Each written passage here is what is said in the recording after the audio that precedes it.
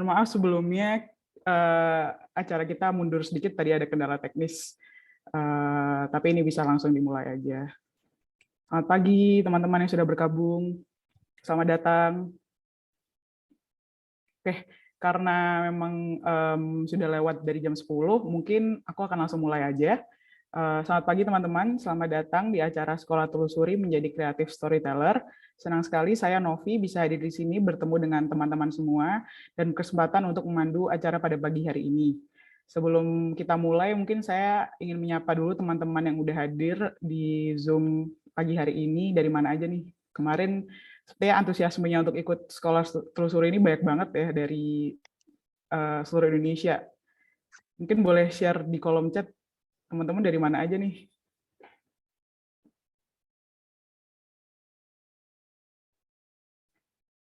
Dari Jogja, dari Aceh, dari Bogor, dari Bekasi, dari macam-macam ya, dari Demak,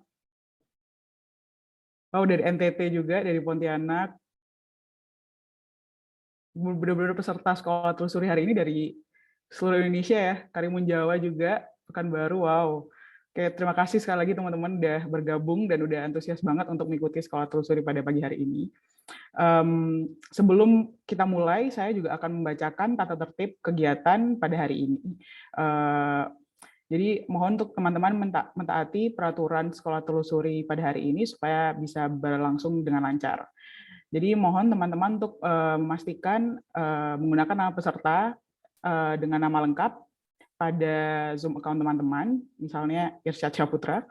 Jika ada pertanyaan, harap menuliskannya di kolom chat atau gunakan fitur raise hand, atau nanti jika ketika penyampaian materi kita membuka pertanyaan, teman-teman bisa juga raise hand, lalu open mic dan cam, atau menuliskan pertanyaan teman-teman di chat box. Pastikan mic teman-teman selalu dalam keadaan mati, kecuali ketika sesi tanya-jawab atau diminta oleh host untuk menanyakan. Peserta diharapkan menjaga suasana tetap kondusif selama kegiatan berlangsung. Selanjutnya, acara hari ini didukung oleh Tempo.co, dan teman-teman yang hadir juga bisa mendapatkan gratis berlangganan Tempo.co selama 1 bulan. Gimana caranya? Nanti akan aku sampaikan di akhir kegiatan. Nah, selanjutnya, mungkin beberapa di antara kita udah ada kontributor atau pengikut Telusuri yang udah nggak asing lagi dengan Telusuri, tapi berhubung acara ini juga dibuka untuk umum, maka saya akan menyampaikan sedikit tentang Telusuri. Telusuri merupakan rumah untuk para pejalan, komunitas lokal, dan pelaku wisata untuk menceritakan kekayaan alam, adat istiadat, budaya, perjalanan, hingga isu pariwisata Indonesia dari sudut pandang yang berbeda. Kami memiliki misi besar untuk memunculkan tren perjalanan dan pariwisata berkelanjutan yang berdampak positif bagi lingkungan, ekonomi, dan masyarakat, serta menjadi ruang untuk mengembangkan kemampuan melalui tulisan karya, foto, video, dan hal baru lainnya. Karenanya, Sekolah Telusuri dibuat untuk menjadi ruang untuk berbagi ilmu, berjejaring, dan berkolaborasi untuk membuka mata kita tentang bagaimana memandang pariwisata dengan karya-karya tersebut. Tentang Sekolah Telusuri hari ini, dewasa ini penggunaan media sosial untuk menyampaikan sebuah berita dan cerita sudah biasa dilakukan oleh banyak orang. Seringkali masyarakat lebih memilih untuk mendapatkan informasi dan mempelajari sesuatu isu melalui visual fotografi. Namun untuk bisa membuat foto story yang baik dan menarik, dibutuhkan kemampuan yang cakap dalam mengamati objek, memahami cerita, berdialog dengan subjek, dan menuangkannya ke dalam bentuk visual serta tulisan. Oleh karena itu, Telusuri mengadakan Sekolah Telusuri Menjadi Creative Storyteller sebagai wadah untuk belajar bagaimana menafsirkan visual, menuliskan pengamatan, serta pengalaman pada setiap perjalanan bersama pemateri kita, Mas Angger Timur Lanang Tinarbuko. Sedikit profil tentang Mas Angger Timur. Mas Angger Timur adalah seorang creative storyteller yang memadukan fotografi, desain, jurnalisme, dan sastra dalam karya-karyanya. Beliau memotret, merekam video, dan menulis cerita tentang budaya, tradisi, dan kearifan lokal Indonesia melalui pendekatan humanis dan dokumenter. Beliau telah bekerja dengan beberapa media, brand, dan LSM di bidang kepemudaan dan juga budaya Indonesia. Ia juga menjalankan gerakan budaya berbasis digital di Instagram dengan misi untuk mengarsipkan dan mempromosikan budaya lokal Indonesia. Selain aktif sebagai creative storyteller, ia juga mengisi seminar, workshop, dan menjadi juri dalam kompetisi fotografi. Mungkin bisa kita langsung sapa aja pemateri kita pada pagi hari ini. Halo Mas Angger, apa kabar? Halo, selamat pagi teman-teman semua. Apakah kedengaran ya? Kedengeran Mas? Kedengaran. Halo teman-teman Halo, semua. pagi Mas. Pagi hari ini, Selamat pagi. iya bergabung dari mana nih Mas pagi hari ini? Hari ini dari Yogyakarta. Oh dari Jogja, oke. Iya. Cuacanya gimana Mas Jogja? Panas atau gimana?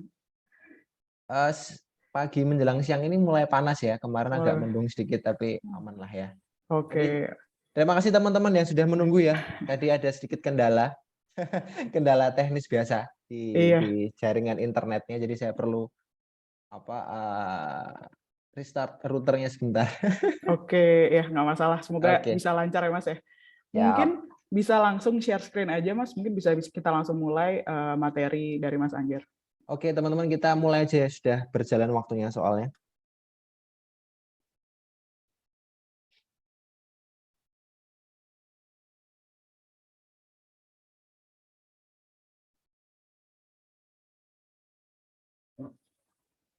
Kelihatan nggak ya, teman-teman? Kelihatan Mas? Aman ya, harusnya ya. Kelihatan ya, jelas.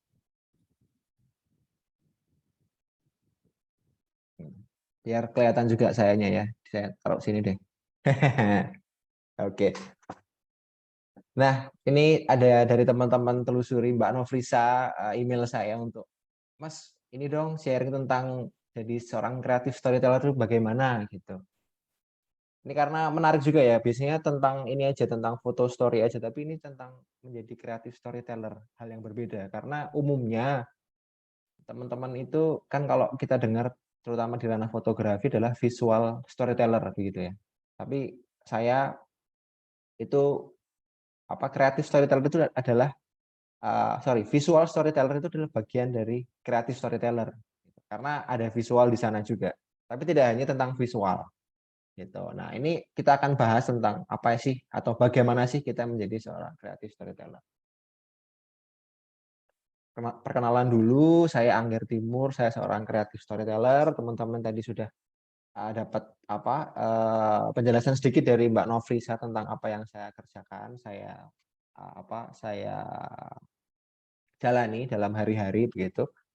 Saya menulis, saya memotret, saya juga take video baik untuk brand, untuk kepentingan editorial, untuk media, lalu juga untuk NGO seperti itu. Lalu juga untuk personal project saya yang bisa teman-teman lihat di akun Instagram begitu. Mungkin teman-teman yang ini ya, teman-teman yang mungkin tahu saya duluan dari Instagram, ini Instagram saya. Begitu, mungkin yang belum tahu atau belum mengenal atau kita belum berteman di Instagram, monggo boleh mampir ke Instagram saya @anggertimur yang pakai baju merah ini. Ada tulisannya kreatif storyteller juga. Silahkan dilihat. Di sana teman-teman akan lihat foto-foto yang ataupun video tentang kearifan lokal. Gitu. Tadi saya bilang saya juga bekerja untuk media juga sebagai independent fotojurnalis. Ini untuk Jakarta Post. Teman-teman yang mungkin pernah ke Jogja mungkin tahu Lupis ini, kuliner ini yang sangat ramai. Apalagi sekarang hari Sabtu ya. Itu pasti ramai sekali ini Mbah Satinem. Dari Tugu Jogja ke ke barat sedikit, itu di selatan jalan ada Mbah Satinem. Ini saya memotret untuk Jakarta Post. Begitu ini dengan suami beliau lagi persiapan di rumahnya untuk membuat lupis untuk keesokan harinya. Lalu di sini juga untuk Berita Gar ID ini tentang cerita tentang Sumba. Itu ini dengan salah satu brand kamera saya diberangkatkan ke sana, diterbangkan ke sana untuk bercerita tentang Sumba. Di sini ada kata-kata Marapu ya, menarik ini. Kita akan juga bahas tentang kaitan dengan lokalitas dari beberapa daerah juga nanti. Gitu. Ini ada kaitan dengan storytelling juga nanti kita bahas juga. Nah ini juga untuk salah satu media travel juga destinasian. Ada yang tahu mungkin ini silahkan di chat di kolom chat ya. Ini ada yang tahu mungkin ini siapa laki-laki atau perempuan sedang apa? Boleh mungkin teman-teman kalau ada yang tahu share di kolom chat. ASN perempuan betul ASN perempuan. Ini perempuan ya ini tiga ibu-ibu ini atau mbak-mbak ini dari salah satu dinas terkait yang sedang mensurvei di sebuah destinasi wisata baru di daerah Gunung Kidul di Yogyakarta gitu. Nah, mereka ini sedang ngapain, teman-teman? Ada yang tahu nggak? Ada yang tahu nggak, teman-teman? Selfie, betul. Mereka sedang swafoto, tapi karena panas kan, mereka pakai pakai ini, pakai apa payungnya gitu. Nah, ini bagian juga dari storytelling, nanti kita bahas juga ya. Gitu. Terima kasih teman-teman yang sudah bantu menjawab juga. Nah, tadi disampaikan saya juga isi seminar, workshop, lokakarya, jadi juri juga.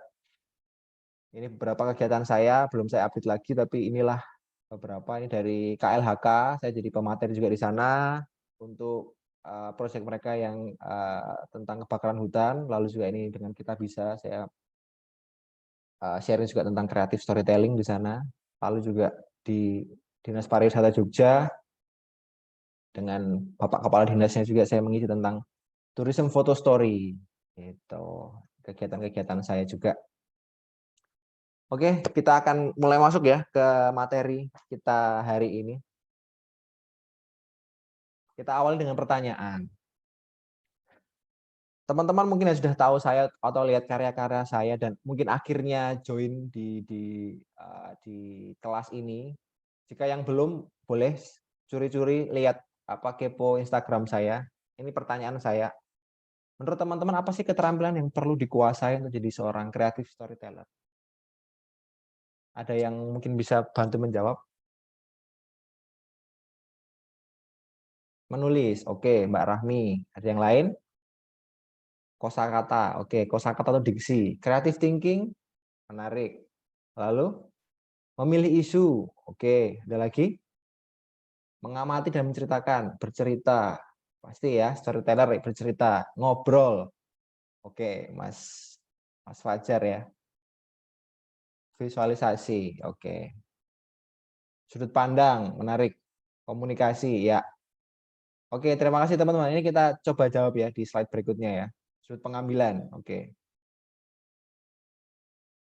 Sebenarnya untuk menjadi seorang creative storyteller sebenarnya butuh 4 hal ini saja sebenarnya. Kita harus membaca, menulis, keterampilan membaca, menulis, bermedia, dan juga storytelling. Membaca dan menulis sudah sejak ini ya, sejak kita kecil ya sebenarnya ya. Jadi kecil kita diminta untuk belajar membaca, menuliskan juga. Tapi media dan storytelling itu adalah tahapan berikutnya. Nah, membaca apa sih sebenarnya? Jadi nggak hanya semata membaca buku juga penting. Tapi juga kita harus bisa membaca yang namanya keadaan, situasi, air muka, mimik wajah, gestur tubuh orang, seperti itu. Keadaan di sana. Nah, yang paling penting juga adalah membaca tentang keresahan. Atau apa sih yang sebenarnya ingin diceritakan gitu. Ini kita sudut pandangnya adalah berangkat dari si penceritanya sendiri ya. Apa sih keresahanmu gitu. Kita juga harus bisa membaca itu. Nah, dari membaca itu kita tuangkan ke dalam tulisan. Makanya menjadi penting ya kita bisa menulis.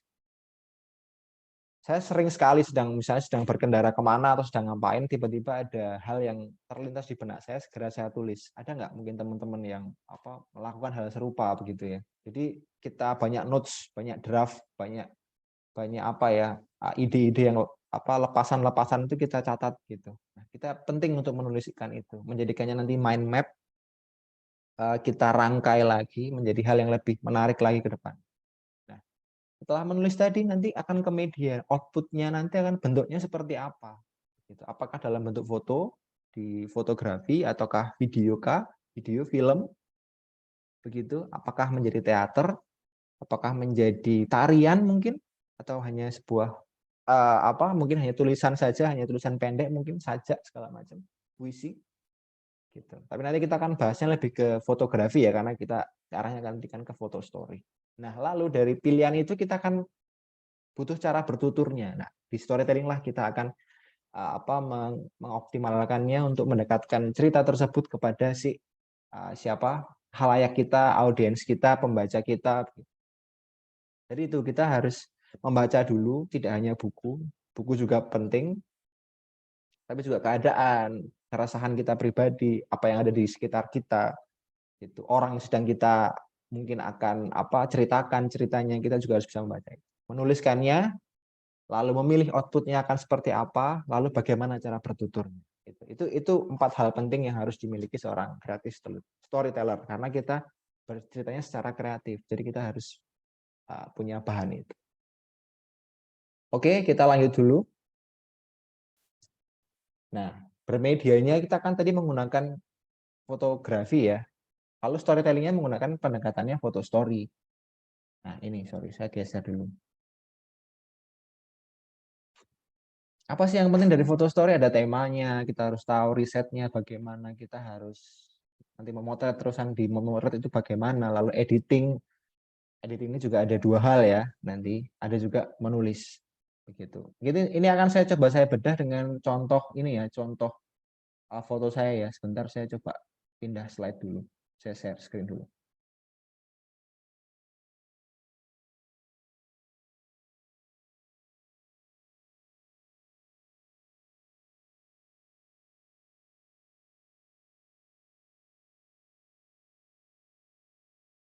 Apakah kelihatan teman-teman? Masuk di Instagram saya? Sudah Mas. Sudah ya. Jadi terkait dengan foto story saya akan jelaskan dengan bantuan contoh biar lebih mudah. Ini cerita tentang Bali, tentang judulnya Mengeja Tanah Dewata. Cerita saya tentang tentang lokalitas di Bali. Saya sebagai orang luar Bali, saya bukan orang Bali, saya ingin menceritakan tentang kearifan lokal di Bali. Seperti apa sih gitu. Nah, karena saya tidak tahu, tadi kan berangkat dari temanya ya, saya ingin menceritakan tentang lokalitas Bali. Karena saya tidak tahu dan ini hal yang bahaya juga nanti ketika saya salah menceritakannya, saya butuh riset. Risetnya seperti apa, lalu kita harus tahu lokasinya seperti apa, seperti itu. Lalu dengan siapa saya harus memotret misalnya. Atau ada sebutannya kalau di dalam dunia fotografi ada namanya fixer, kita tidak tahu bahasa setempat, kita ada teman yang menemani untuk berkomunikasi juga seperti itu. Lalu juga tentang sebenarnya lokalitas ini tentang apa sih kalau di Bali itu? Ternyata tentang kepercayaan. Nah, ini misalnya akhirnya bisa ketemu dengan seperti ini. Kalau di Bali kita sebut ada Trisandya. Trisandya itu adalah cara mereka beribadah. Kalau di Muslim ada sholat 5 waktu, di sini beribadahnya 3 waktu. Jadi ada jam 6, jam 12, jam 6 sore, jam 6 pagi, jam 12 siang, jam 6 sore. Gitu. Nah, kita nggak tahu kalau kita nggak melakukan riset dulu gitu. Anda akan menjadi salah gitu. Ini kegiatannya setiap apa, kapan, di mana, apa sih yang digunakan, canang sarinya, bantennya, seperti itu. Itu menjadi penting, itu risetnya itu di sana. Di sini pun juga akhirnya setelah riset pun kita juga penting untuk tahu tentang memotretnya. Tadi kan ada tema sudah, risetnya sudah, ke lokasi lah akhirnya memotret. Nah di memotret ini juga ada pendekatan. Kita harus tahu misalnya kita bisa sedekat ini dengan orang. Mereka sedang ngobrol, sedang mengkonsultasikan tentang ada keluarganya sedang punya sakit begitu. Bagaimana ini kebetulan adalah ada jero mangku begitu di salah satu pura di Bali juga begitu. Jadi memotret ini tentang pendekatan juga penting karena terutama ada human interest-nya, mungkin ada mengakses tempat-tempat yang mungkin tidak semua orang bisa akses, itu menjadi sangat penting pendekatan ini. Dalam memotretnya jadi akan lebih mudah juga, kita jadi explore lebih banyak. Misalnya bisa memotret sedekat ini dengan salah satu maestro namanya Wayan Mudite begitu. Ini kan juga butuh pendekatan juga karena beliau ini karena sudah sangat sepuh ya, umurnya sudah 90-an nih, 91. Itu juga dia cepat lelah. Jadi waktu untuk bertemu beliau itu tidak banyak karena kalau dia cerita tuh menggebu-gebu gitu. Jadi cepat habis energinya apalagi ketika kita ajak untuk berbicara tentang karya-karya beliau akan sangat bersemangat. Tapi setelah itu dia akan cepat lelah, lalu kita harus menunggu mungkin hari esok atau hari berikutnya gitu untuk bisa komunikasi dengan beliau karena beliau pasti akan minta untuk istirahat untuk istilahnya mengusir kita secara halus karena dia sudah Ya segitulah usianya, kita paham ya. Seperti itu. Itu memotretnya tadi. Lalu tadi ada editing. Nah, setelah memotret kita ada editing. Dalam editing ini, yang dalam foto story itu tidak hanya tentang editing tentang misalnya ya ini terang, ini gelap gitu. Enggak cuman itu. Enggak hanya cropping juga, tapi tentang sequencing, mengatur foto mana sih yang akan kita taruh di depan, foto berikutnya apa. Jadi menjadi alur cerita seperti itu. Nah, inilah yang menjadi penting dalam editing. Fotonya akan kita crop, perbandingannya berapa, 1:1 mungkin, kalau saya suka 1:1 atau 4:5. Lalu mungkin untuk kebutuhan lain akan jadi berbeda ya, mungkin misalnya kebutuhan editorial segala macam itu akan berbeda. Lalu warnanya mungkin akan teman-teman edit lebih lanjut lagi. Lalu juga yang penting juga adalah tentang pengaturan tadi, alurnya. Ini kalau tadi saya ceritakan adalah kalau ini saya pilih sebagai foto awal. Foto awal ini saya pilih tentang ini. Ini adalah apa ya bahasa Indonesianya, kurungan ya, kandang ya. Kandang ayam begitu. Ini menjadi foto yang menarik. Ini sudah sore waktu itu, berjalan pulang, ini ada ayam yang dia sebenarnya tidak masuk ini di dalam keranjangnya atau kandangnya, tapi dia ikut jalan ke arah yang sama gitu. Ini menjadi foto yang saya pilih di depan untuk mencuri pandangan teman-teman atau audiens saya begitu. Lalu lanjut ke urutannya.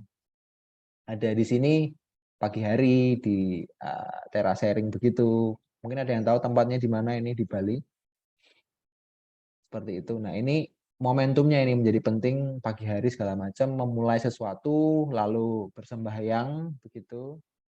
Ngantri saja. Ini kebetulan kalau yang ini adalah sembahyang siang ya sebenarnya ya. Ini salah satu putri dari petani garam di salah satu pantai di perbatasan Karangasem dan Kelungkung. Dia sedang memberikan Banten dan Canang Sari.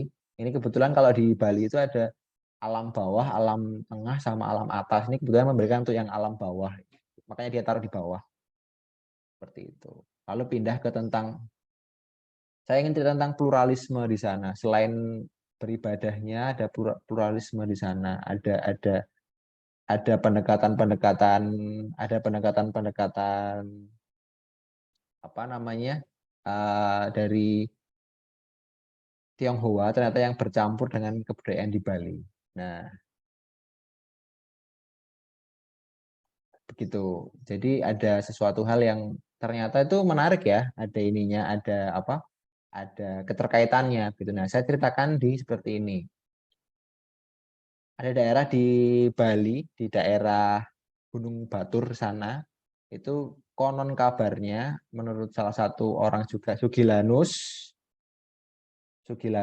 itu dia bercerita tentang bahwa ternyata di sana itu awal mulanya ada orang Tionghoa yang akhirnya menjadi apa namanya, dia berproses atau akhirnya bertemu dengan tulang raja Bali begitu, dan akhirnya terjadilah akulturasi budaya tersebut. Itu salah satu awal mulanya gitu ya.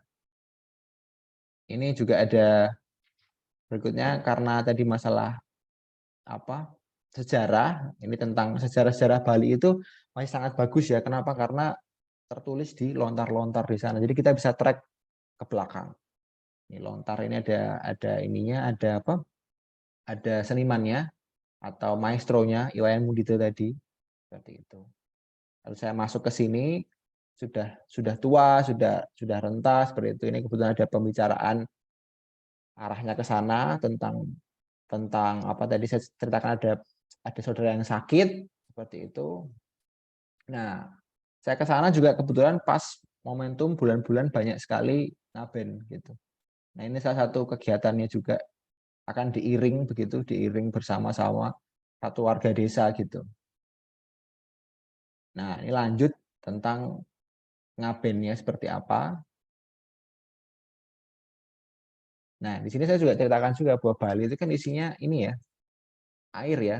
Karena nanti kan kembali lagi sebenarnya kalau ketika ngaben itu semua diharapkan adalah semua unsur dalam diri manusia itu akhirnya menjadi lebur ke dalam yang angin jadi angin, yang elemen yang ada apinya kembali ke api, yang tanah menjadi tanah, seperti itu, air menjadi air. Lalu kan biasanya kita akan bawa juga kita larung di pantai. Nah, tapi di sini saya ceritakan tentang mulai ke arah-arah tentang Bali yang sekarang dengan wisatanya segala macam. Ini saya ceritakan juga si ibu ini dengan apa namanya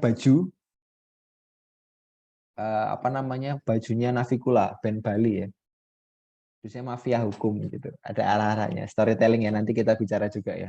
Bagaimana ya nantilah kita bicarakan soal itu. Nah, ini juga masih ada kaitannya juga dengan pembangunan. Bali ini kebetulan juga ada orang-orang sedang sembahyang juga di sini, tapi sedang ada proses pembangunan. Bagaimana sih masalah menjaga keseimbangan di sana? Itu yang ingin saya ceritakan. Jadi prosesnya seperti itu. Jadi proses dari proses dari pembuatan foto story tadi yang menjadi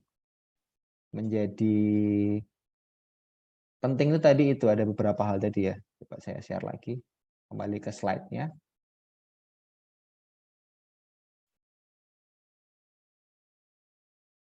Nah, ini tadi editing dan menulis. Nah, yang terakhir adalah menulis. Kita harus menuliskan captionnya. Kenapa? Karena tidak semua orang paham atau tidak semua orang tahu tentang yang namanya apa yang kita ceritakan. Gitu. Masalah visual ya, kita bicara foto story ya. Mungkin orang yang di luar Bali nggak tahu ini orang sedang apa ya.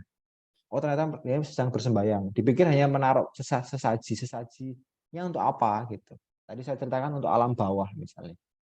Kayak gitu. Nah, itu perlu kita tuliskan karena tidak semua orang tahu apa yang kita maksudkan. Dan di foto story juga sebagai seorang kreatif storyteller, kita menempatkan foto story sebagai media komunikasi, bukan hanya sebuah karya seni saja. Bahwa fotografi itu sudah harus memiliki sebuah estetika di dalamnya. Itu sudah harus pasti. Tapi berikutnya ada ceritanya, ada pesannya. Makanya kita harus menulis juga tidak hanya tentang visualnya. Gitu. Sampai sini ada yang mau tanya mungkin satu orang. Silahkan di kolom chat kalau mungkin ada. Kalau tidak ada saya lanjut. Ada yang raise hand gimana Mas? Boleh yang rasain aja deh. Boleh open Mas mic. Fajar sebentar. Oh, iya. Nanti kita kesempatan berikutnya ya. Simpan dulu. Boleh kalau raise hand syaratnya buka kamera. Kalau enggak saya ganti. Oke, silakan Karena tuh tadi kenalan. Mas. Nah, silakan Mas. Sampai sini Mas. silakan bertanya. Ya, Perkenalan selamat dulu. pagi Mas. Ya. Salam Mas Angger Ya. atau Angger nih. Saya Angger. Oh, Angger baik. Ya. Saya baru kenal di newsletter dari Telusuri kemarin dan menarik materinya. Nah, aku mau nanya sedikit tentang tadi kan diksinya lumayan puitis ya. Apa? Kita menceritakan foto kita melalui kata-kata yang terjahit sangat indah gitu. Nah, aku jadi kebayang apakah Mas Angger itu pada awalnya merumuskan kayak audiensnya siapa, atau termasuk kepada seniman-seniman yang percaya bahwa ya audiens akan mendekati karya sendiri gitu. Maksudnya apakah menciptakan audiens itu gitu. Wih, Gimana? siap. Menarik ini Thank you. ceritanya. Pertanyaannya? Oke. Ini saya keep ya karena jawabannya ada di slide berikutnya. Mas Fajar nanti ini ya, antri dulu ya pertanyaannya ya. Saya buka satu-satu untuk nanti di beberapa slide berikutnya. Tentang masalah ini ya. Audiens akan datang lalu kalau bahasanya efek rumah kaca, pasar bisa diciptakan. Sebenarnya bisa-bisa aja sih, tapi nanti kita akan bahas lebih lanjut ya tentang itu. Bentar, ini tadi udah ya untuk foto story bagian ini ya, kita coba ke slide berikutnya. Masalah apa tadi? Menulis, diksi, karya yang didatangi oleh kita bisa menghadirkan audiens begitu. Coba kita ke ini dulu. Kita ke ini dulu ya Mas ya. Ini tadi untuk bantuan tadi ya. Untuk bantuan foto story ini ada beberapa hal yang penting untuk membuatnya dulu. Itu namanya advat. Ini rumus teman-teman fotojurnalis untuk memotret biar tidak terjadi terlalu banyak pengulangan-pengulangan dalam karyanya. Ada entire, detail, framing, angle, dan time. Entire keluasan tadi kayak yang saya tunjukkan, foto landscape tadi itu entire-nya keseluruhannya seperti apa. Lalu detail tadi tangan tangan yang sudah keriput tadi dengan lontarnya. Framing tadi ada pagar rumah, lalu ada bapak berwarna dengan baju warna kuning sedang turun tangga. Angle-nya itu tadi misalnya dengan angle-nya ada dua ya, angle cerita dan juga angle memotret ya. Karena angle cerita akan mempengaruhi angle kita memotret. Begitu. Angle cerita misalnya saya ingin menjadi seorang yang sedang belajar setara dengan mereka, ingin mencoba tahu apa sih yang mereka apa yang mereka puja, apa yang mereka percayai. Contohnya adalah dengan saya juga ikut memotret tadi mbak-mbak yang tadi sedang menaruh canang sari di bawah. Saya foto dengan saya juga ikut sejajar dengan dia, saya juga jongkok seperti itu. Beda cerita ketika kita memotret dari atas. Gitu. Jadi kita seakan lebih tinggi, kita mengintimidasi seperti itu berpengaruh.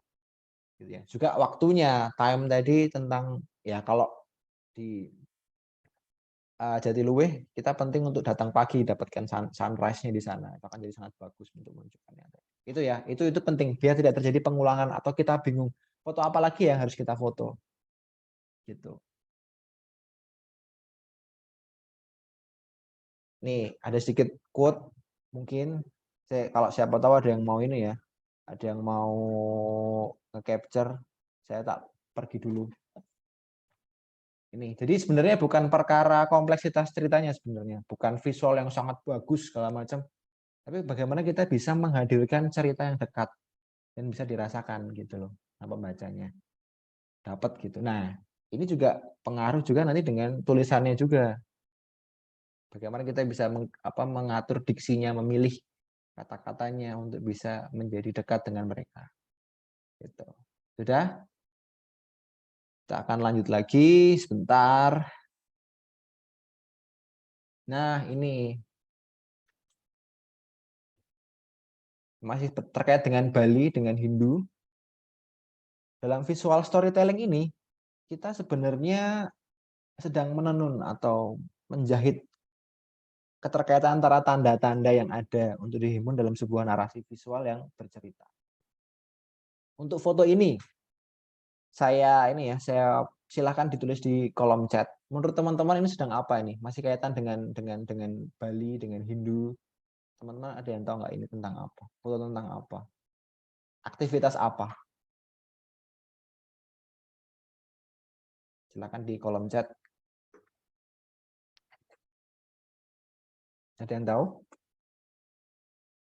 Sesajen, berinteraksi dengan alam, main air, melakukan ritual, mencari rumput laut.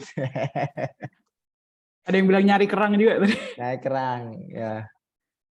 Ini namanya melasti. Salah satu aktivitas melasti sebelum nyepi. Gitu.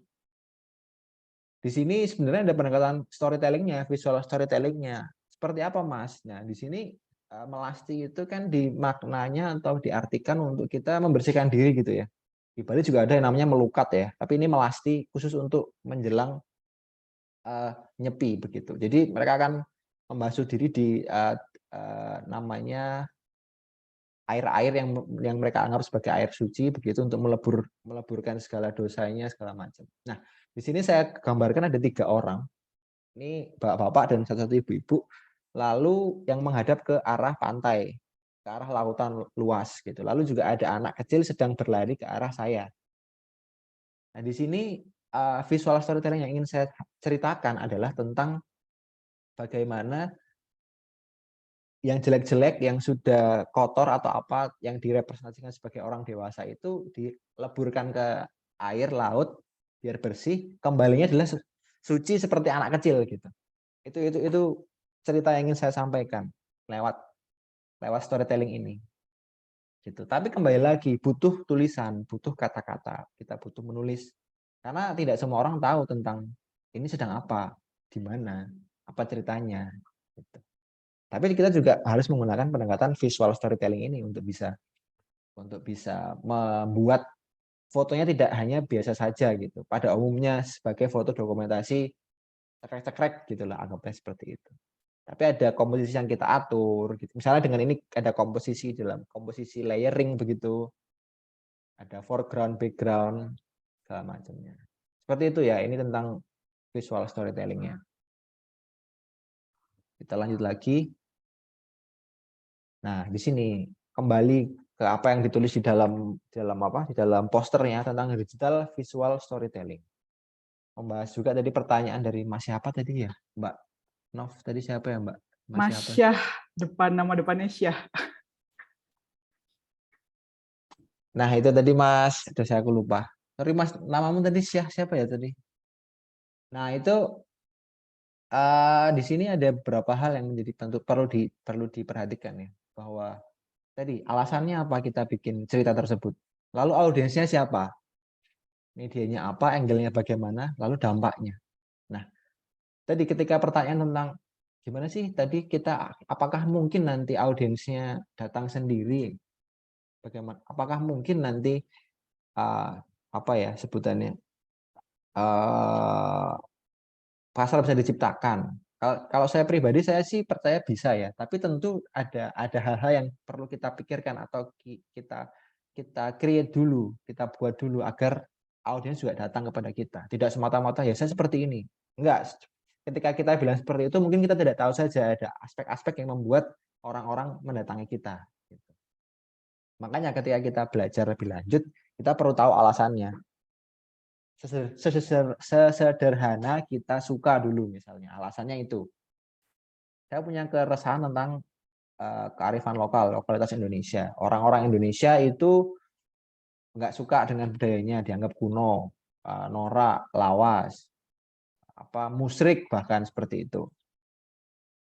Lalu untuk kaitan dengan fotografi, lomba-lomba fotografi banyak sekali teman-teman yang dari luar negeri memotret di Bali, di Kalimantan, di Sumatera, di tempat di Sumba, menang lomba internasional. Tapi objeknya, tempatnya, subjeknya di negara kita. Nah, gitu. Itu menjadi hal yang saya resahkan gitu loh. Lalu audiensnya siapa? Saya ingin cerita itu ke siapa? Saya ingin cerita ke anak muda. Anak muda itu usia berapa? Demografisnya orang mana? Usia berapa?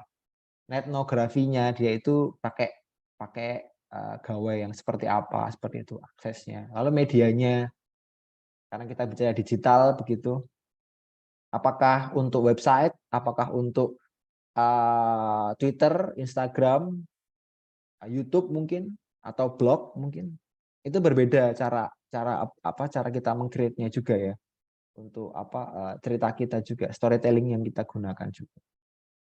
Lalu misalnya juga angle-nya ceritanya seperti apa. Jangan sampai teman-teman tuh bikin cerita kayak yang baru saja ya. Ada konten kreator yang ke NTT itu, sudah baca ya ceritanya di Twitter ya mungkin atau di berita-berita. Yang di NTT dia coba kita tes kejujurannya. Ini sudah niatannya, angle-nya itu sudah nggak baik gitu loh. Jam 3 pagi ngetes kejujuran orang.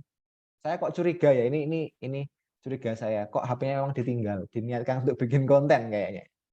Karena dia terus kasih uang, tapi nuduh. Itu jangan seperti itulah ya teman-teman. Jadi angle-nya juga harus diniatkan yang baik juga. Ceritanya sebagai seorang kreatif storyteller, kita menghadirkan cerita yang kreatif, yang juga positif juga gitu. Lalu juga ada masalah dampaknya. Nanti kita bicara di belakang. Kita harus punya dampak juga karena konteksnya kita memilihnya di media digital yang cakupannya sangat luas. Nah, ini ada sedikit quote lagi.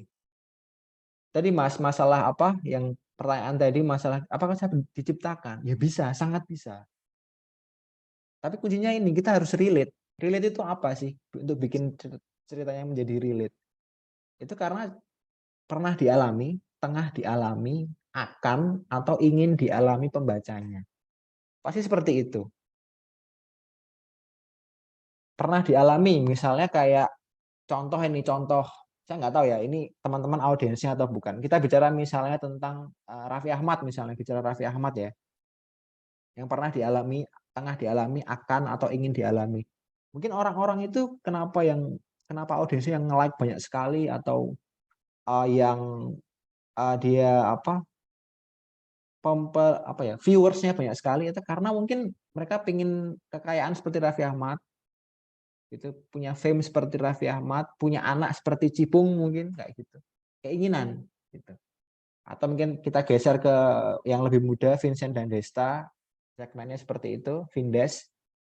Mungkin teman-teman kenapa relate dengan mereka?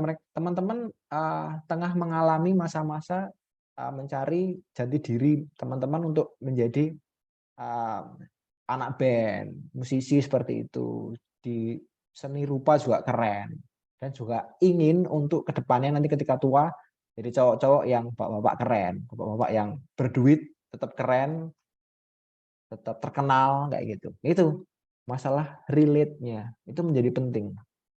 Jadi pernah dialami, tengah dialami, atau ingin dialami pembacanya. Nah, ketika punya elemen itu pasti akan menjadi lebih mudah ceritanya diterima. Ini ya berikutnya ya. Saya akan berikan contohnya.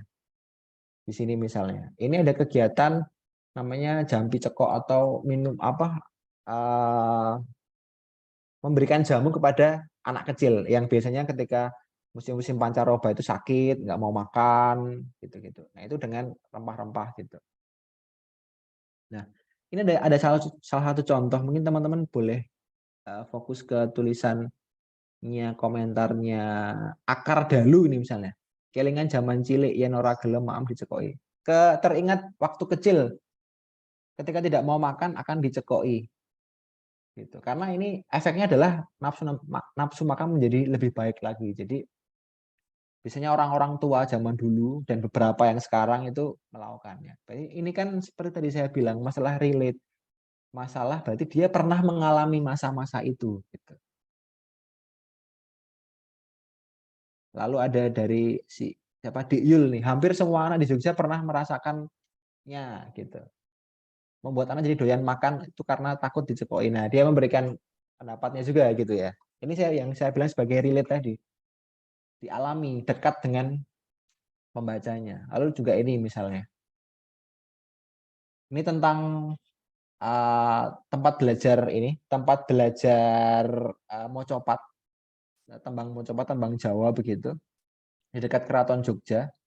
Nah, di sini ternyata ada yang komentar bahwa namanya jetrani.rd, Mas kok aku lihat jadi terharu banget ya, Bapak ini ibarat pahlawan budaya, jadi malu sama diri sendiri, bahasa Jawanya pas-pasan banget. Nah ini berarti kan masalah yang sedang dialami sekarang.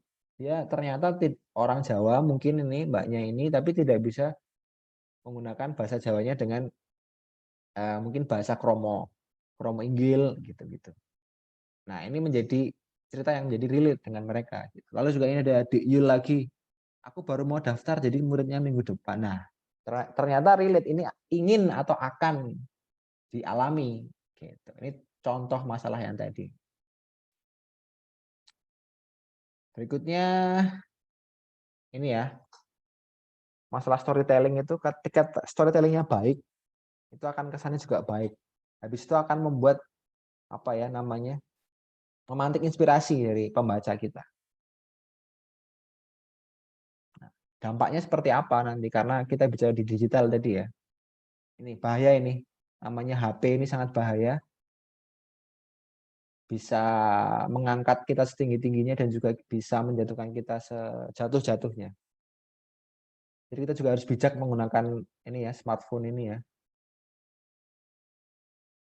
Nah, ini inspirasinya adalah seperti ini misalnya di salah satu kampus di Sumatera, pendekatan saya digunakan untuk teman-teman untuk akhirnya bercerita tentang kearifan lokal di bumi Sriwijaya. Dia menggunakan kutipan saya juga, lokalitas membuat kita semakin berkualitas.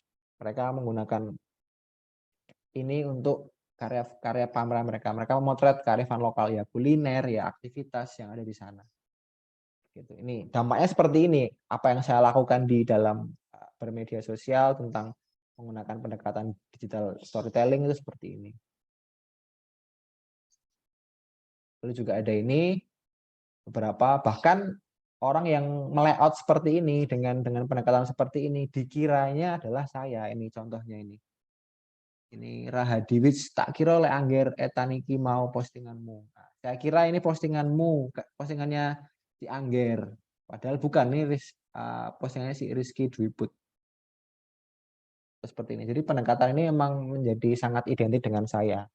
Juga ada yang DM bilang bahwa Mas, ini karya saya pertama segala macam. Seperti itu. Lalu juga ini tentang mereka akhirnya bikin foto story gara-gara lihat karya-karya saya. Nah, itu dampaknya menjadi penting juga ketika nantinya itu berjalan, dekat, relate. Seperti itu. Nah, ini yang terakhir ya dari saya. Nanti kita lanjut ke tanya jawab. Menjadi sangat penting ini. Ini sering lupa ini teman-teman ini mungkin.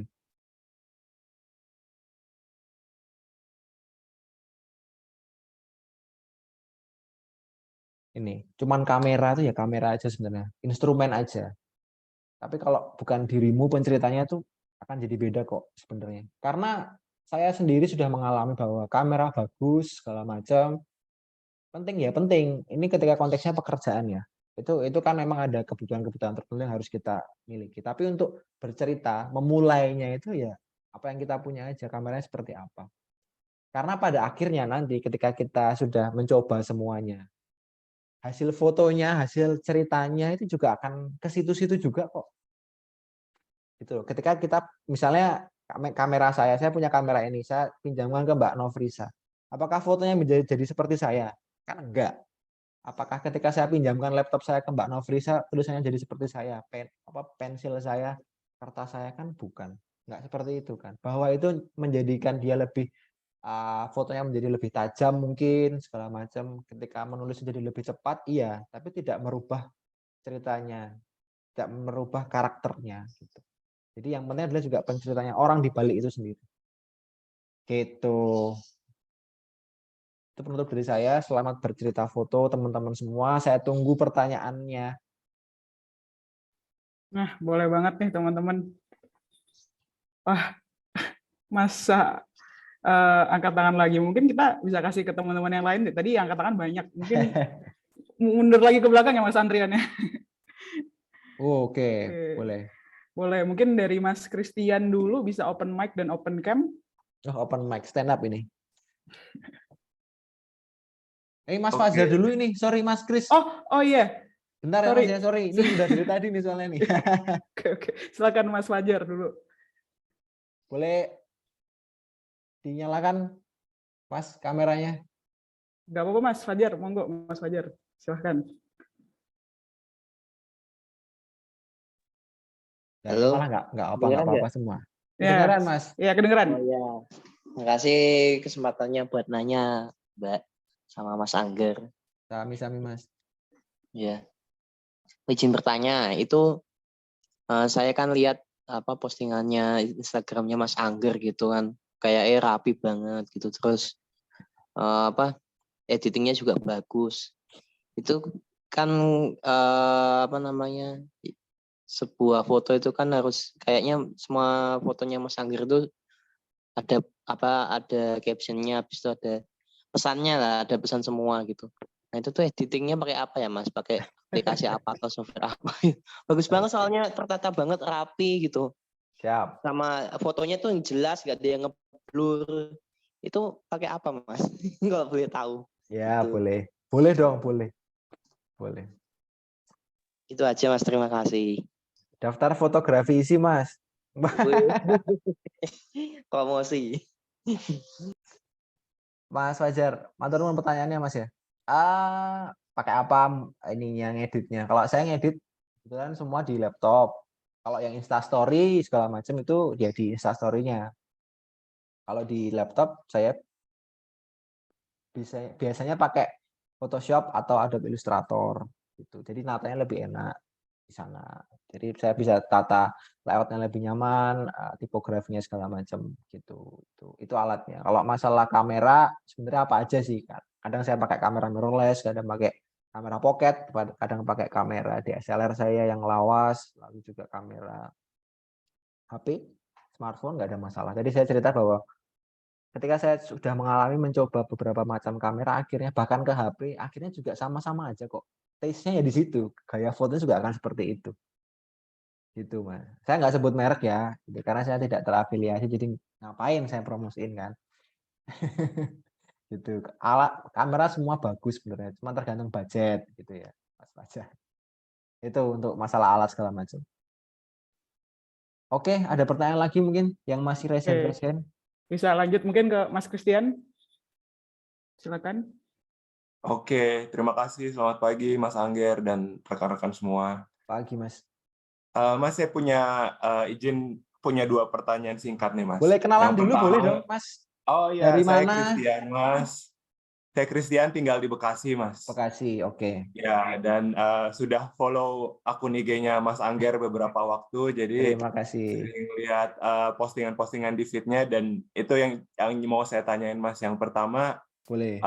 gimana sih Mas proses Mas Angger ketika pergi ke sebuah daerah baru, pengen menggali cerita dari orang-orang masyarakat di situ, gimana sih proses pendekatan Mas ke orang-orang tersebut begitu, termasuk meminta izinnya, bisa ikut keseharian mereka, segala macam gitu. Nah, yang kedua, saya suka dengan gaya postingannya Mas di Instagram tuh selalu dengan ada setiap foto ada judulnya frase-frase singkat, mungkin 1 sampai 3 atau 4 kata saja, tapi langsung bisa mencerminkan apa yang pengen diceritakan gitu. Nah, ada proses berpikir tertentu nggak sih Mas ketika menentukan judul-judul tersebut gitu? Itu aja Mas Angger, terima kasih banyak. Siap, Mas Kris dari Bekasi, terima kasih.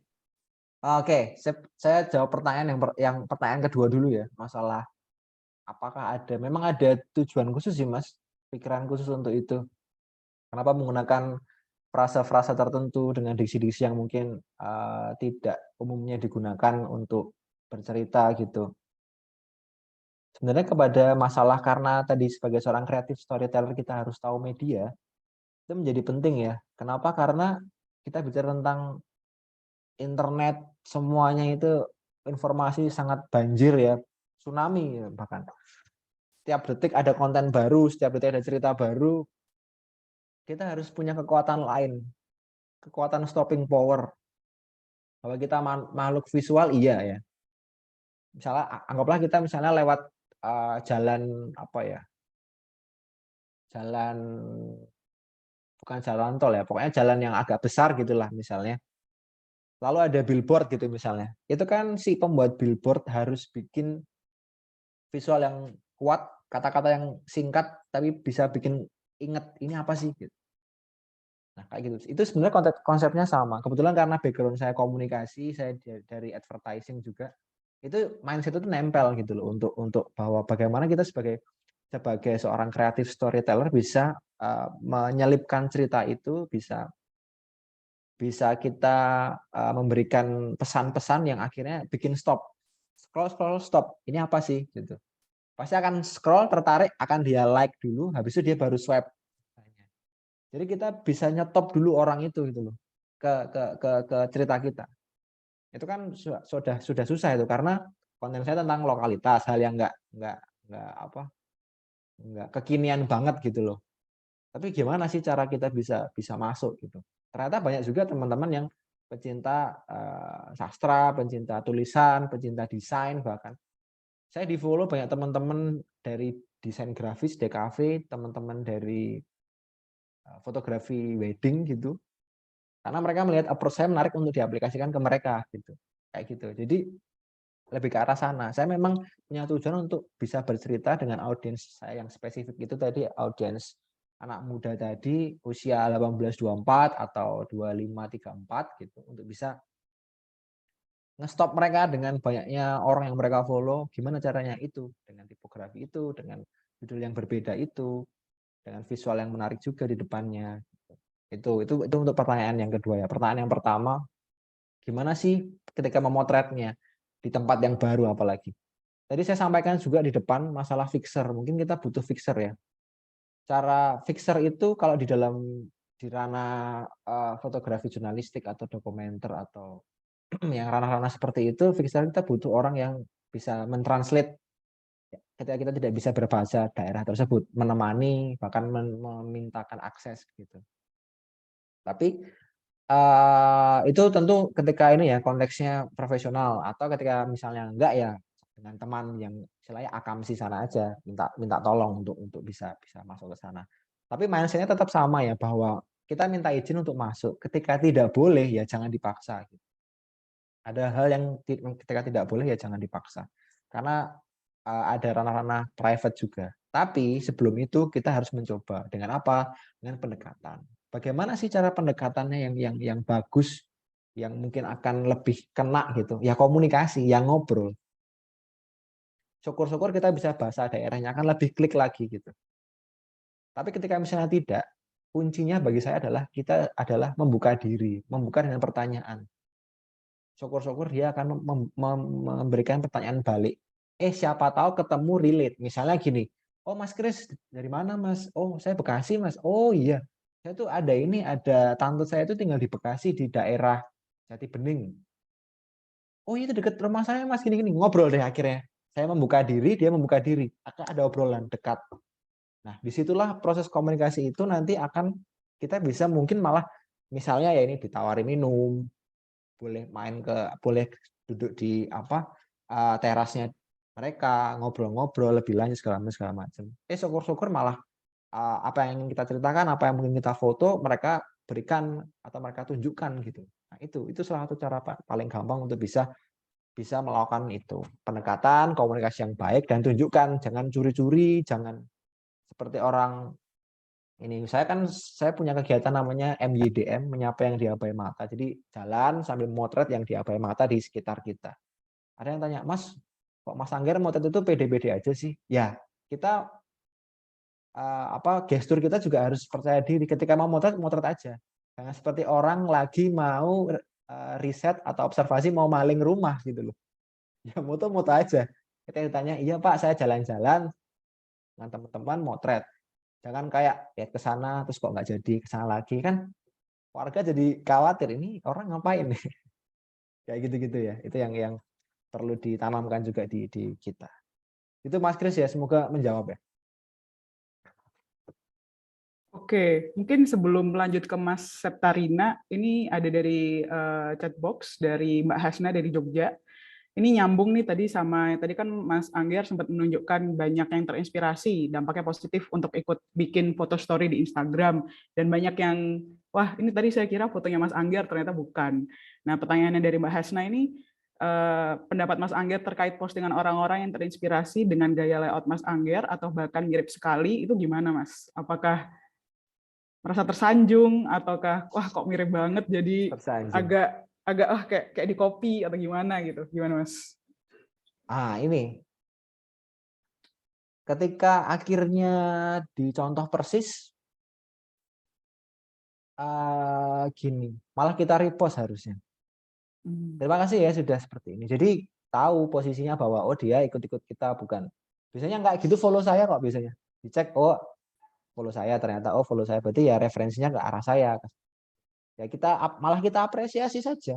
Kita tunjukkan bahwa oh seperti ini. Yang izin juga banyak juga. Mas saya ini ya izin menggunakan itu. Ada salah satu mana ya? Aduh sorry. Nggak saya bawa materinya. Jadi ada emang yang izin dia mau bikin cerita tentang itu. Ada salah satu abdi dalam dia cerita tentang itu. Kalau mungkin ada yang ikutin Instastory saya, itu sudah saya repost ke Instastory saya. Jadi dia bilang kalau Mas saya pakai ini ya pendekatanmu ya, foto storymu ya seperti ini dengan ada layoutnya, ada tulisannya, dengan pendekatan carousel, multiple post tadi 10 gitu. Ya nggak apa-apa, kita repost, kita apresiasi, nggak ada masalah dengan itu. Karena kan saling menginspirasi juga jadi bagus kan untuk saya juga jadi senang karena cerita saya pendekatan saya untuk cerita tentang kearifan lokal jadi lebih luas lagi, saling lebih bisa menjangkau, dan saya bahkan bisa dengar berbagai macam cerita dari berbagai macam daerah. Ini ya saya coba share juga deh beberapa yang ikut-ikut saya, tapi yang udah saya repost ya. Bentar. Ada ya share-nya ya, aman ya? Aman Mas. Aman ya.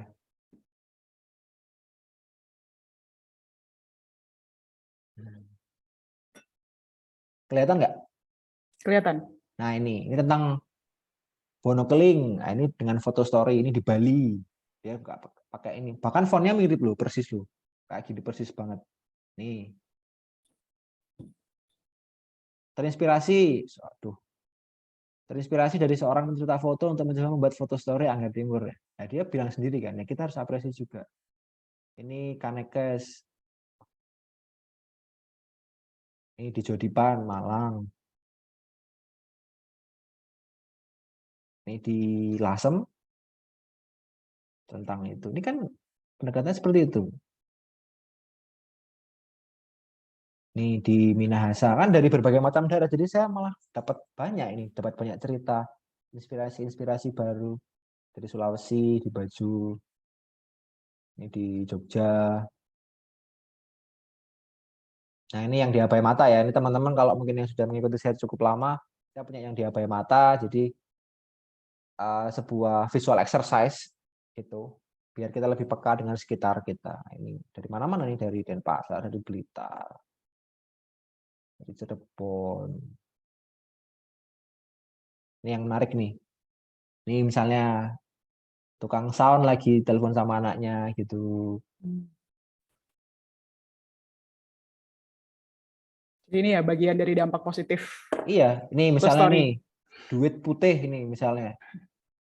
Maksudnya ini apa ini coba? Uang putih misalnya gitu. Ini padahal ya mungkin kayak ini ya. Kita pernah dengar dulu zaman dulu katanya apa uang dari apa sih sebutannya? Tuyul. Apalah itu pokoknya Babi ngepet. apapun itulah nanti ternyata tuh bukan uang, ternyata itu hanya daun aja gitu. Iya, Gitu. iya. Menarik kan? Kayak gitu. Oke. Susana. Ya. Oke, thank you Gitu. Mas Angger. Ya. Mungkin bisa lanjut ke Mbak Septarina, pertanyaannya bisa open mic. Iya, sugeng sonten Mas Angger. Kok sonten, Mbak? Ya, selamat siang ya, siang tuh. Sonten kan sonten kalau nggak salah sore, Mbak. Kalau beda ya? Harusnya udah. Siang, ya. Angger, saya mau nanya, saya kan Iya. sudah lihat Mas Angger punya Instagram loh. Ya. Kalau kita ngomong storytelling, cerita dari sebuah foto atau ilustrasi, Wah, serius ini pertanyaannya. kan kita bicara kita mau cerita. Mas Angger ada teks, ada ilustrasi.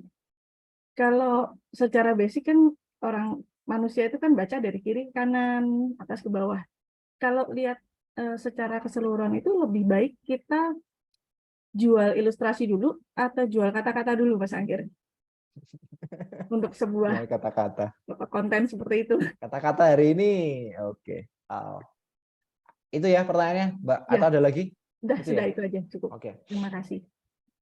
Kalau bicara seperti itu, tadi saya sampaikan juga di pertanyaannya Mas siapa tadi ya? Mas Chris ya kalau nggak salah. Menjadi penting untuk kita menggabungkannya, Mbak. Visual saja sudah banyak, tulisan saja juga orang pusing. Kecil-kecil mungkin atau apa. Orang lihat visual lebih cepat daripada orang baca tulisan. Betul kan ya?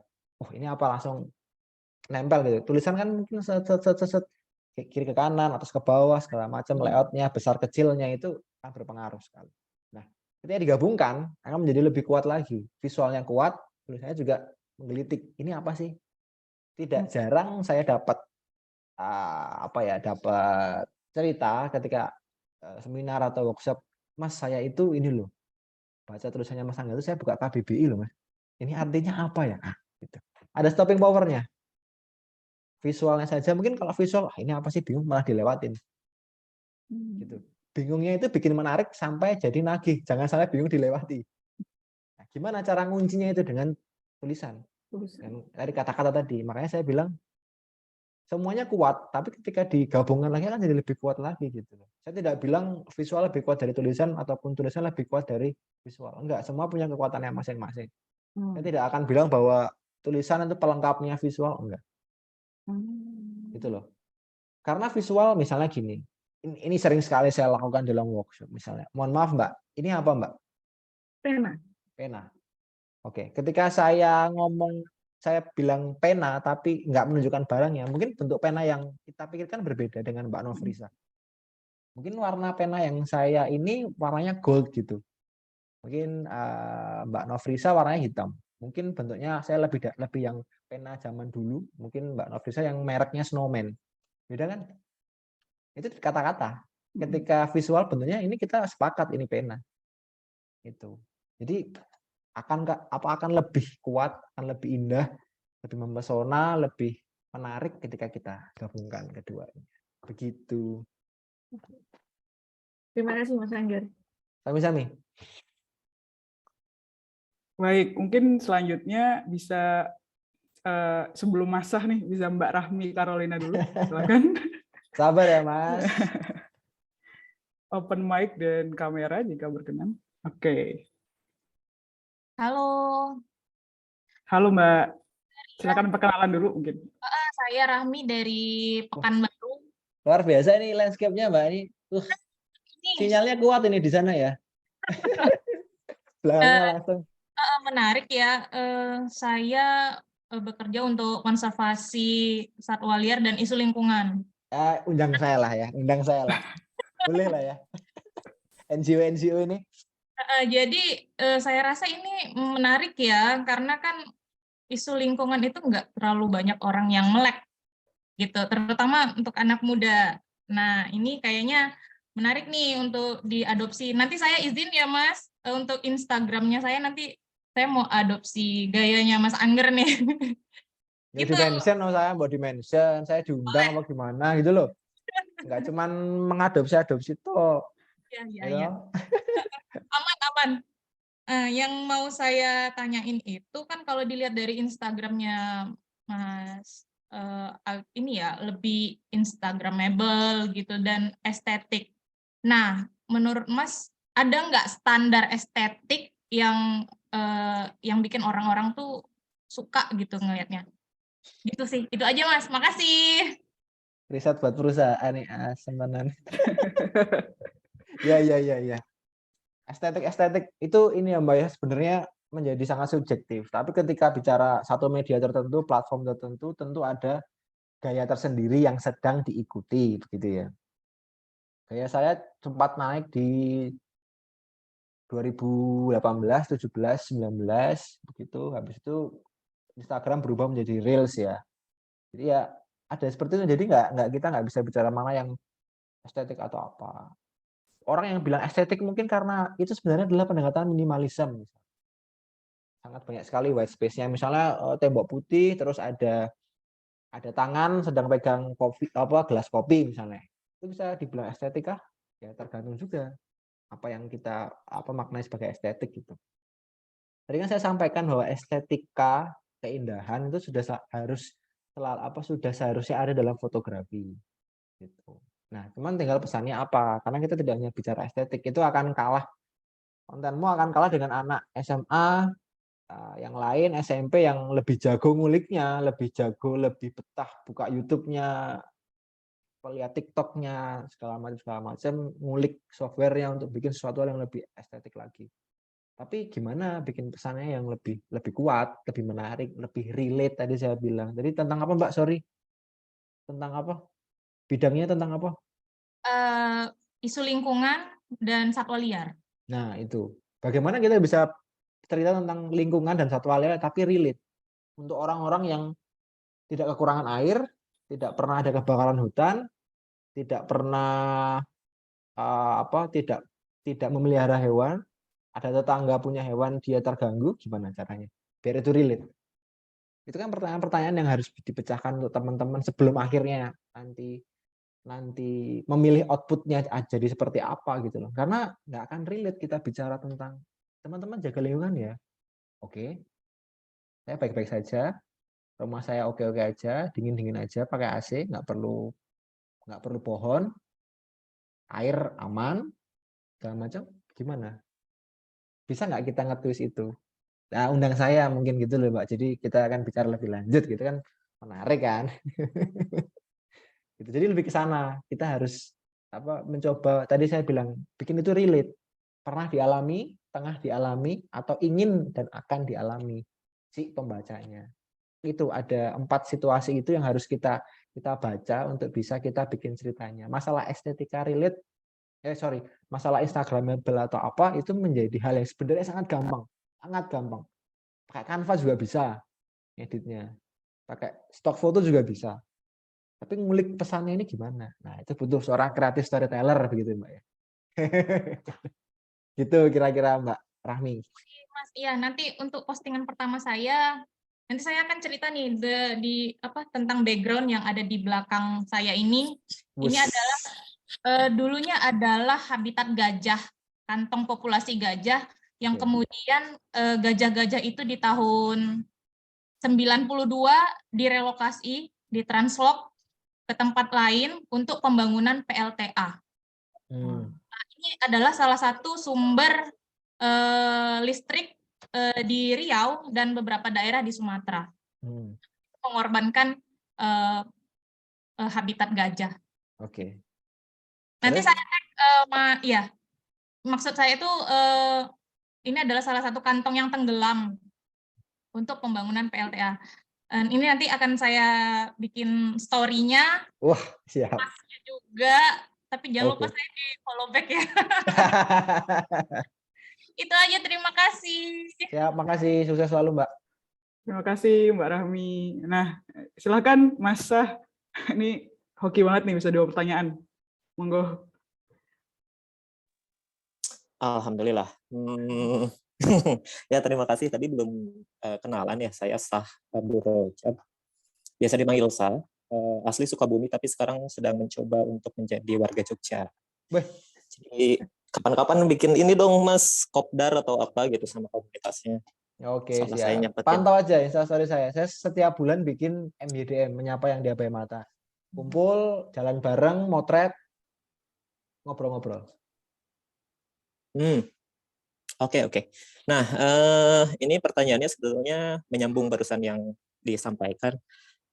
Untuk bisa relate kan tadi ada 4 situasi kaitannya dengan aku ngelihatnya hal-hal yang positif gitu ya. Maksudnya hal-hal yang diinginkan biasanya kan positif. Tetapi saya pernah dengar satu pepatah, untuk bisa bergerak bersama itu kita perlu 1 kebutuhan bersama atau 2 musuh bersama. Nah, maksudku kalau berbagi ketakutan tapi kemudian di akhir dikasih twist harapan, gimana? Itu 1. Yang kedua, soal dampak tadi aku kurang nangkep. Oh, iya. Teman-teman di sini soal dampak tadi aku kurang nangkep. Apakah? Pada menunggu. Gimana? Oh, pada menunggu. Oh, yaudah. Soal dampak tadi aku agak miss. Itu soal ketersebaran atau berbagi kebaikan, atau sebetulnya harus ada dampak ekosospol Budhankam-nya gitu. Ya.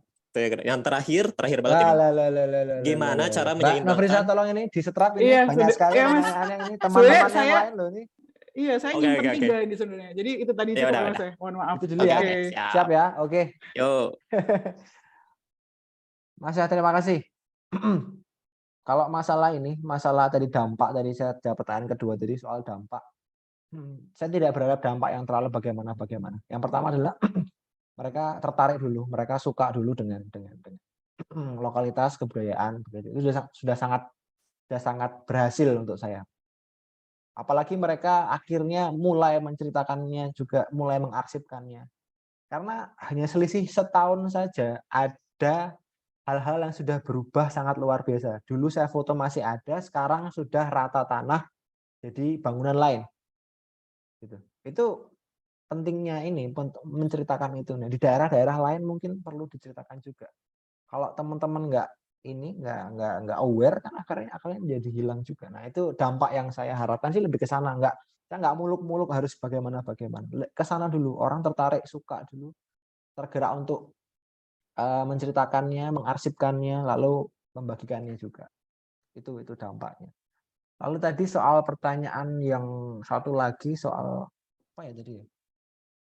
Soal masalah relate tadi ya.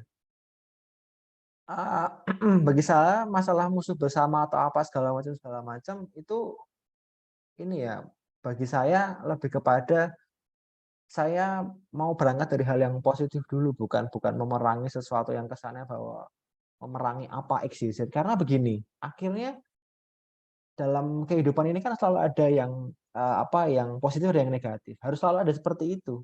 Jadi kita nggak yang kayak memerangi sama sekali enggak. Karena ya balance-nya emang seperti itu. Hidup itu akan selalu ada masalah juga. Ketika tidak ada kearifan lokal, tidak diarsipkan, lah saya terus nggak akan punya keresahan ini juga. Saya juga akan biasa aja gitu. Ketika misalnya lingkungan, tadi kita bicara lingkungan, kalau lingkungannya baik-baik aja, orang jadi tidak akan, ayo kita harus menjaga lingkungan, nggak ada.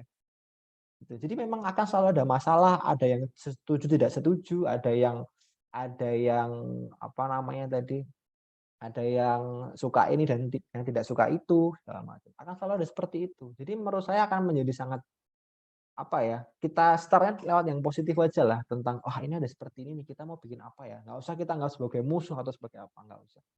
Bahkan tadi kita misalnya kita gabungan dengan pertanyaan sebelumnya tentang gimana kalau ada yang ikut-ikut kita rangkul dengan kita apresiasi gitu loh. Kadang-kadang banyak kok kalau di media sosial tuh mereka tuh gaduh segala macam tuh cuman pengen dinotis kok, cuman kamu like atau disapa balik gitu mereka udah seneng kok gitu.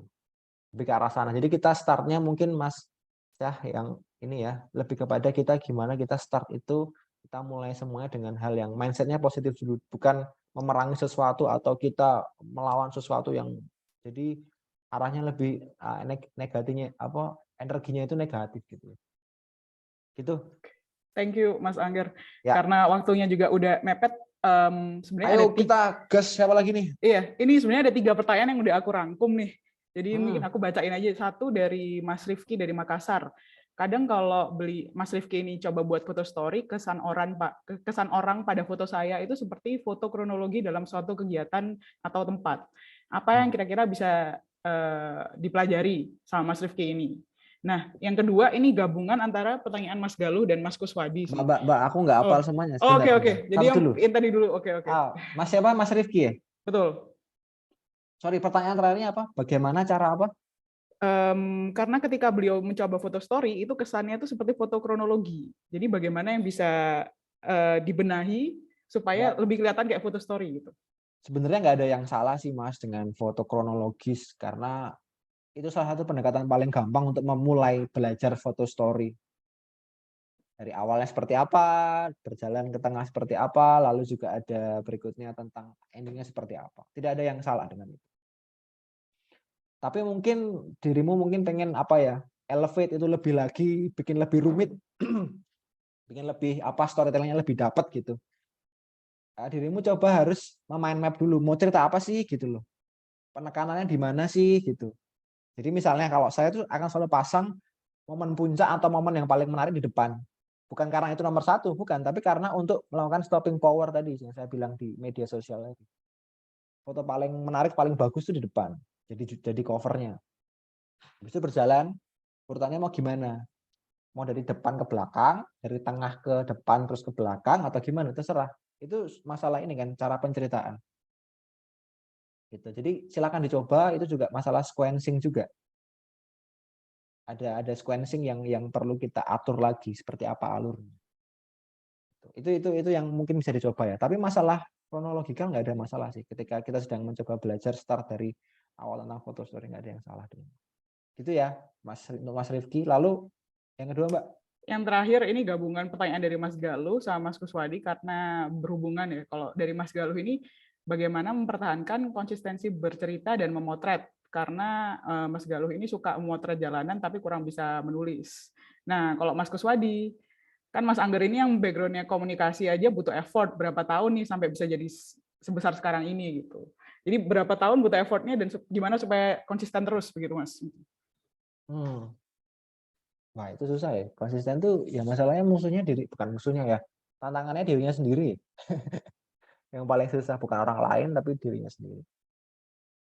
Saya hampir 2 tahun konsisten bikin cerita foto atau foto story setiap hari Minggu. Jadi ada satu cerita baru setiap hari Minggu. Wah itu stres luar biasa itu bikin kayak gitu, untuk janji pada dirinya sendiri. Harus memotret setiap saat, ada cerita yang running, rencananya ingin segera diunggah, rilis hari Minggu, ternyata belum jadi karena yang bersangkutan yang saya foto tidak bisa, Jadi harus saya pending, saya harus kejar cerita yang lain, atau bagaimana caranya saya bisa selalu menghadirkan cerita yang baru. Nah, itu susah juga. Tapi yang mungkin bisa saya lakukan adalah mulai dulu, terus kita bikin sebuah, bukan kebiasaan ya. Mungkin teman-teman udah pernah dengar ya, kalau ada bikin habit 21 hari, kamu lakukan terus, nanti kamu bisa akan seperti itu kok. Sama kayak kita nulis misalnya. Nulis itu anggaplah zaman dulu ya, waktu sekarang kan udah pada pakai HP, laptop segala macam. Dulu waktu kenaikan kelas, kita kan libur tuh. Habis itu kita akan nulis. Itu pasti tulisannya jelek. Lama nggak nulis. Aduh, kok kayak gini ya? Sama dengan motret. Kita lama nggak motret pasti lambat. Respon terhadap momen cara segitiga exposure-nya itu lambat pasti. Kecuali pakai automatic ya. Tapi itu pasti lambat. Nggak sat-sat gitu loh. Tadi sama, harus selalu dilakukan.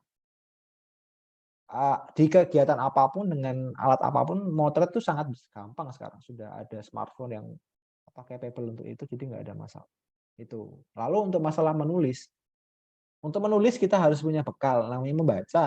Jadi saya sampaikan masalah membaca banyak hal, situasi. Sesederhana kita lihat orang misalnya.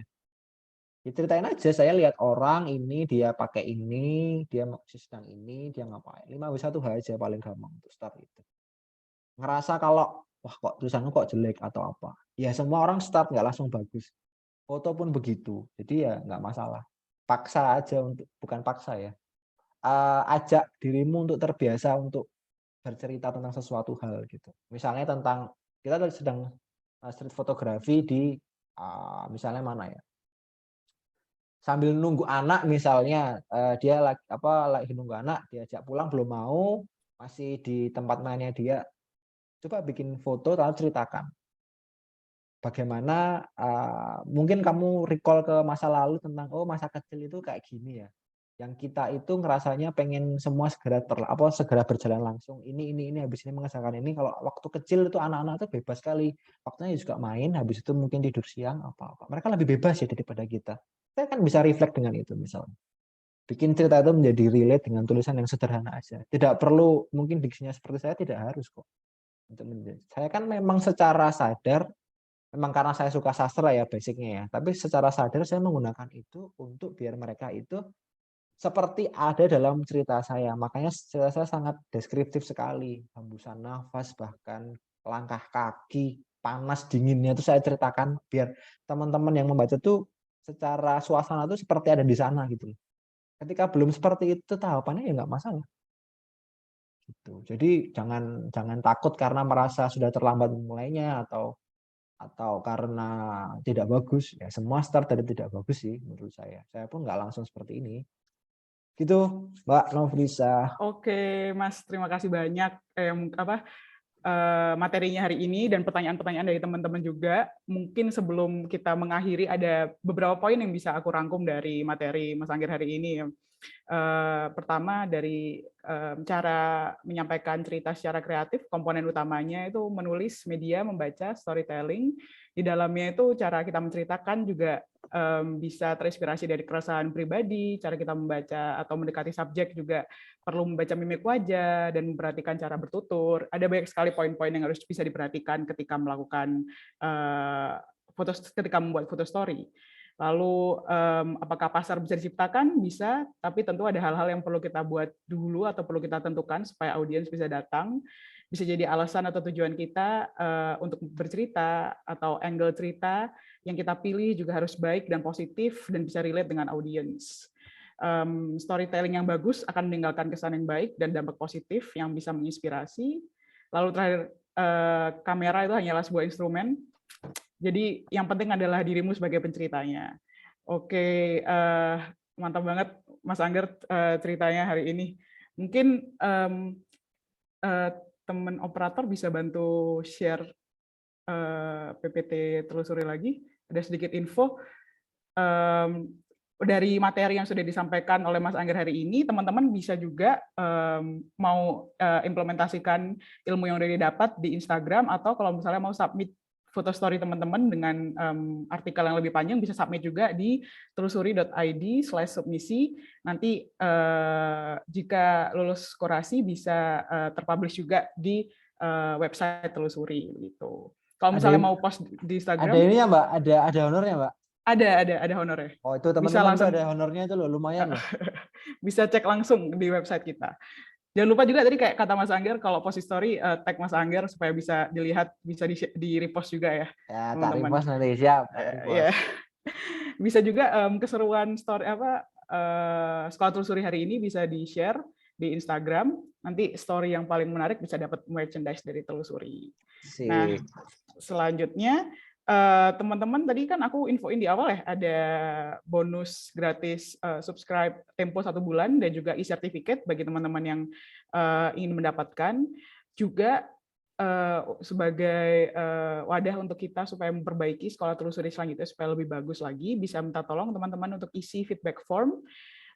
Di bagian di dalam situ juga ada section untuk menulis email gratis langganan Tempo selama 1 bulan, dan juga jika teman-teman ada yang pengen dapat e-certificate bisa juga mengisi di feedback form ini.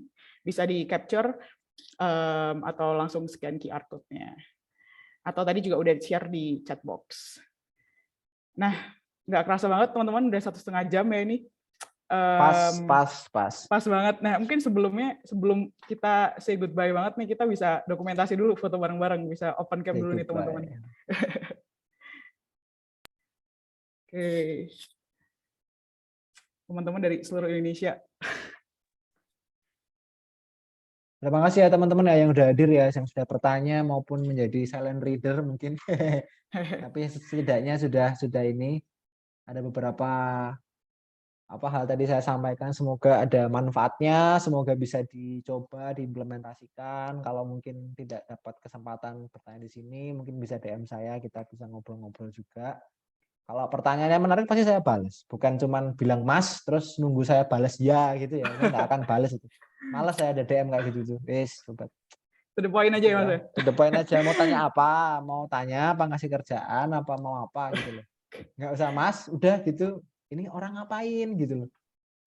Oke. Oke ya, baik, teman-teman siap. ya. Oke, teman operator udah siap ya? Kita pause dulu, oke? 1, 2, 3. Sekali lagi. 1, 2, 3.